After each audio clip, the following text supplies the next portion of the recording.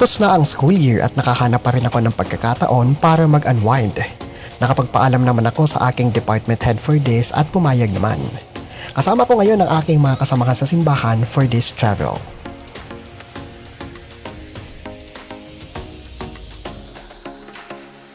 So ayan mga mads, mga pads, paalis na po tayo pa sa biyahe natin and medyo maingay na po dito.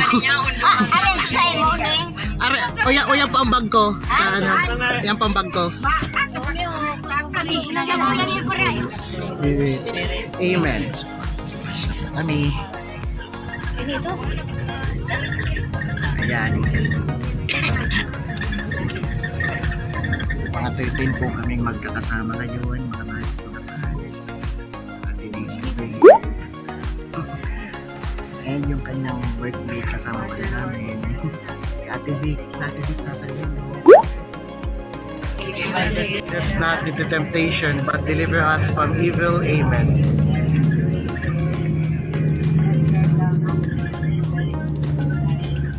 Holy Mary, Mother of God, pray for us sinners now and at the hour of our death. Amen.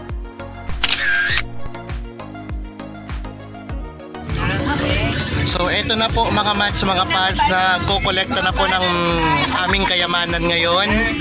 Okay? Nasaunahan ko lang po ang treasurer namin. So po, nakikita po natin yung ating kayamanan ngayon. Si Ate Lenny po ang ating treasurer. Naging close ako rin kayo kay mother. By this very time, nagngangalit ang Bulkang Mayon pero schedule na itong biyahe kaya bahala ka dyan, Daragang Bagayon. Ako naman mga mads, mga pads, pag may magsusuga, mamaya-maya dyan parang madadamay na ako. Ganun ako palagi.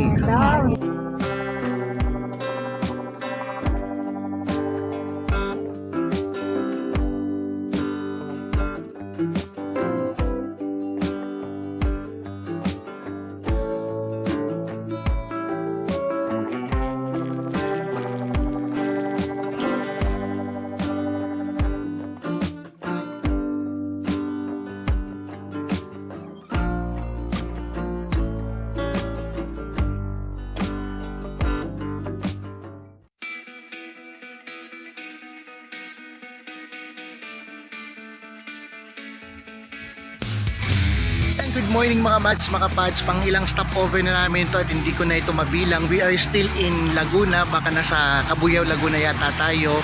And patuloy pa rin yung biyahe natin.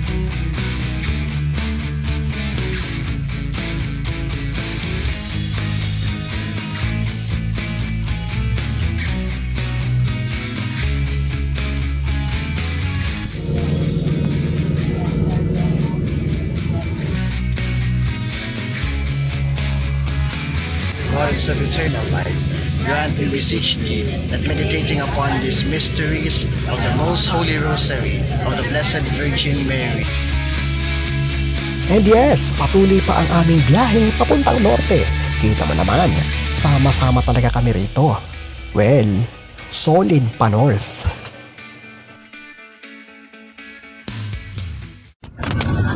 Past 1 p.m. mga mads, mga pads, we are already in La Union. Konting kembot na lang. Pero baka yung konting kembot na yan, pirang kilometers pa yan.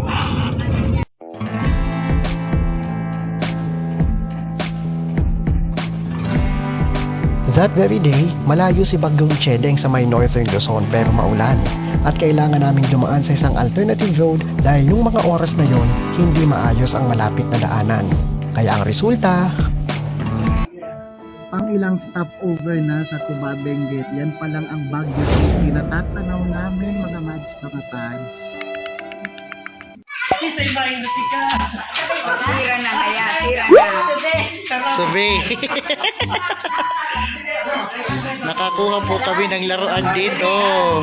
Oh, ganda na. Okay. Oh. Sumisa na sumi. Oh. Ganda to, si Mai.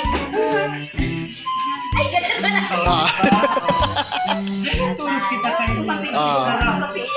So ito nga mga mads, mga pads.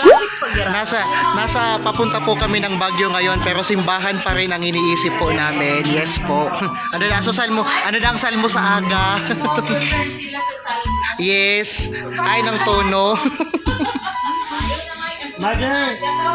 Oy, ala, may part 2 pala ng sungka. 5:46 in the evening. Grabing traffic to mga mads, mga pads dito sa papunta sa Baguio City para po kaming sumusunod sa libing.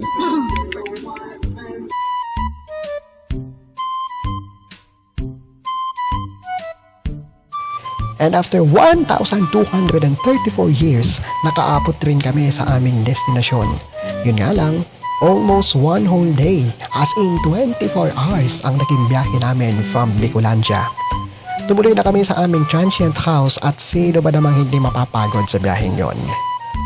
May mapuntaan pa kaya kami sa City of Pines?